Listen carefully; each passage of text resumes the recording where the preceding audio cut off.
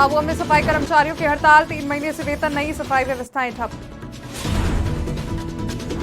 नरसिंहपुर में सहकारी समिति मर्यादित कौड़िया की बिल्डिंग जर्जर, फटी हुई दीवारें, छत की सीलिंग कर निकला लोहा।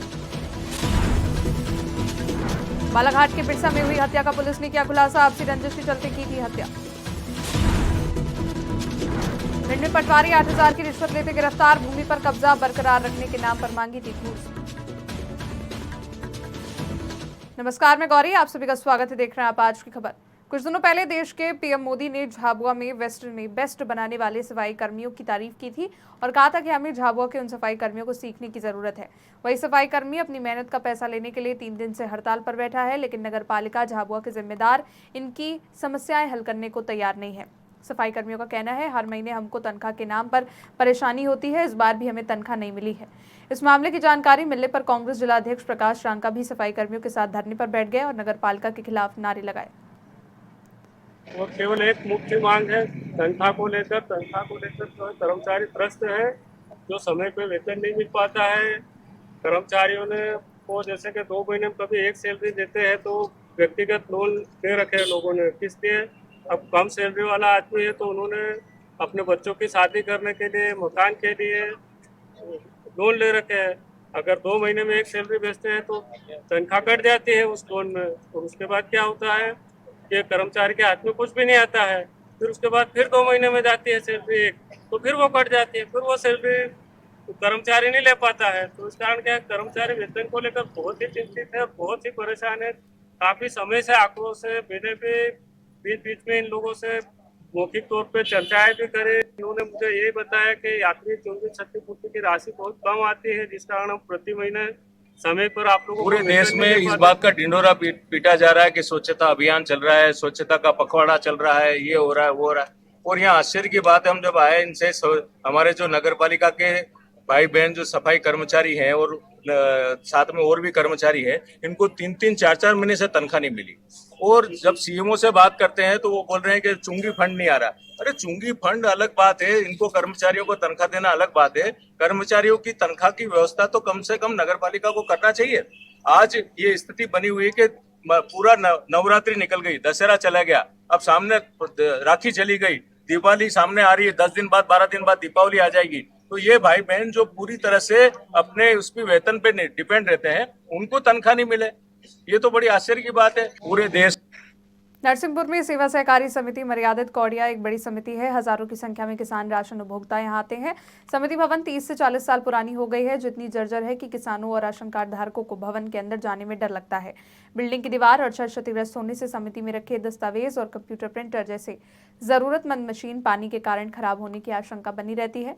छत और दीवारों का प्लास्टर गिरने से कभी भी बड़ा हादसा होने की आशंका है। डर है, वो कभी भी ऊपर गिर सकती है, पब्लिक के ऊपर भी गिर सकती है, राशनदारियों की दिक्कत वालों काम है। जल्दी कम से कम जाए 5 साल हो रहे हैं। बताया हो जाए प्रशासनिक बताया हो जाए जी को, लिख के भी भेज दिया है, तो जितने अधिकारी बड़े हैं मेरे सभी बताया है। प्रशासन से केवल यही निवेदन है कि समिति के अंदर इतना महंगा सामान रखा हुआ है, जिसकी सुरक्षा करना बहुत मुश्किल हो रहा है। बरसात में मुख्य रूप से पूरा पानी छत से टपकता है और इनको बचाने के लिए हमको तिरपाल से पानी से कवर करना पड़ता है। नुकसान होने की पूरी संभावना। यहाँ से प्लास्टर भी निकल रहा है, ऊपर से भी वहाँ आप जहाँ खड़े हुए हैं उसके ऊपर भी निकल रहा है। देखिए आप पीछे साइड में, ये कभी भी गिर सकता है। अभी हमने इस विषय में हमारे प्रशासन महोदय की शिकायत की है और नरसिंहपुर में भी सूचना दी है इस विषय की, इसको रिपेयरिंग कराने के लिए। तो अभी वहाँ से जो भी निर्देश प्राप्त होंगे फिर कराएंगे। हमने अभी हमारी जो जहाँ पर राशन बट रहा है उसकी तो सूचना दे दी है जी, तो शासन स्तर पर उसकी जानकारी मांगी गई है कि जहाँ राशन बटता है और जो क्षतिग्रस्त गोदाम है उनकी पूरी जानकारी इकट्ठी करी है नरसिंहपुर में। छत्तीसगढ़ के लोहारेडी अग्निकांड की आज पूरे छत्तीसगढ़ में फैली और काफी राजनीति भी चली। पक्ष विपक्ष के नेताओं के बयानों का लंबा सिलसिला चला।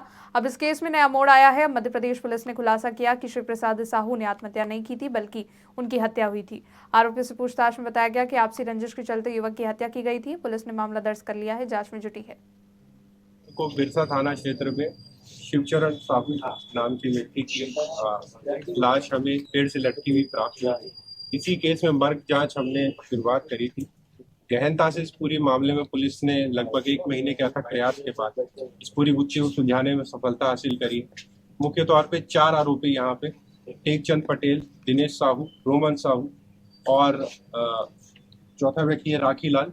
इन सब लोगों ने मिलके दूसरे राज्य में इन्हें पहले यहाँ खाना खाने के बहाने से बुलाया, उसके बाद इनके साथ मारपीट करी। मारपीट करने के बाद जब ये आधमरे थे, इन्हीं के गमछे को पेड़ पे लटकाकर इन्हें जान से मार दिया। पूरे घटनाक्रम में चूंकि एक संवेदनशीलता बनी हुई थी शुरू से ही, तो प्रत्येक एंगल को हमने बहुत ही बारीकी से जांच करी।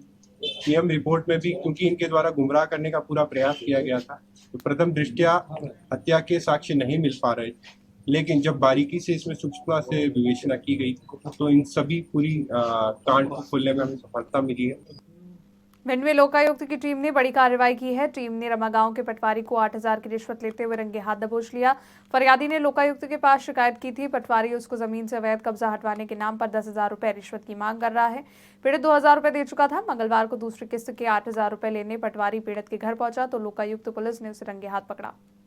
खेती का प्रकरण चल रहा है। 10,000 रुपए, 8,000 रुपए आज दिए, 2,000 रुपए कल दिए। अपने घर की बात, अपने घर की बात के बाहर ही आ गए थे पटवारी साहब। मौजा बरकापुरा में एक सर्वे क्रमांक 322 में उनका एक प्रकरण चल रहा था। उनके परिवारजन के एक प्रमोद सिंह यादव हैं, उनने आदेश करवाया था कब्जे का 322 सर्वे क्रमांक 322 में, जिसका तहसीलदार साहब ने आदेश किया था कि इसका कब्जा दिलाने की कार्रवाई की। इन्होंने जो सर्वेश यादव फरियादी हैं, जो यहाँ जो इन्होंने शिकायत की है, कलेक्टर साहब से आदेश कराया कि ये बिना सीमांकन के इन्होंने कब्जा दिलाने की कार्रवाई कर दी है, जो गलत है, जिसपे कलेक्टर साहब ने आगामी आदेश तक उस पर स्थगन कर दिया था।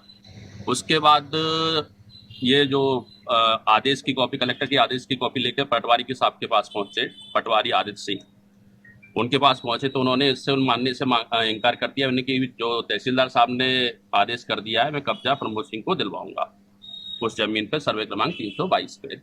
तो उन्होंने बोला कि एक काम आप पैसे दे दो 10,000 रुपए, तो मैं नहीं दिलवाऊंगा। ऐसी शिकायत उन्होंने लोकायुक्त कार्यालय में पुलिस अधीक्षक साहब के सामने की थी। मौजा बुरहानपुर में भाजपा नेता दिनेश मोहन पाटिल पर आज प्राणघातक हमला हुआ। बता दें, सोयाबीन निकालने के विवाद के चलते दिनेश मोहन पाटिल के खेत में सोयाबीन पार्टनर गणेश राजाराम कापसे और वरुण अनिल खड़से ने मिलकर उनके सर पर हमला किया, जिससे वो गंभीर रूप से घायल हो गए। घटना के बाद खेत पर मौजूद लोग मौके पर पहुंचे और उन्हें अस्पताल में भर्ती कराया। वहीं उनका इलाज जारी है। मैं अपने खेत में सोयाबीन कटा हुआ था। 4-5 दिन पहले से सोयाबीन काट के रखा था। पार्टनर गणेश कापसे, उनका खेत मैंने अधाई बटाई से किया था, लेकिन जब थ्रेशर मशीन नहीं मिली और अष्टमी के दिन जब मैंने उनको बोला कि भैया आज मशीन मिल गई है, अपन आज सोयाबीन निकाल लेते, तो उन्होंने मना कर दिया कि आज मैं नहीं आऊँगा। उस रात सोयाबीन गीला हो गया। तो फिर हमने उसको ढक के रखा। 3-4 दिन बाद जब वो आए तो उन्होंने बोला भैया अभी तक तुमने सोयाबीन निकाला नहीं, और मेरे से गाली गलौज की, जान से मारने की धमकी दी। और मेरे को गणेश राजाराम कापसे, वरुण अनिल खड़से ने सर पर बक्खी मार दी। गणेश कापसे ने लठ मारा और मुझे कि अभी तेरे को छोड़ दिया है, जिंदा छोड़ दिया है, आगे तेरे को जिंदा नहीं बचने देंगे। फिलहाल के लिए इतना ही। देश दुनिया की बड़ी खबरों के लिए देखते रहिए आप आज की खबर।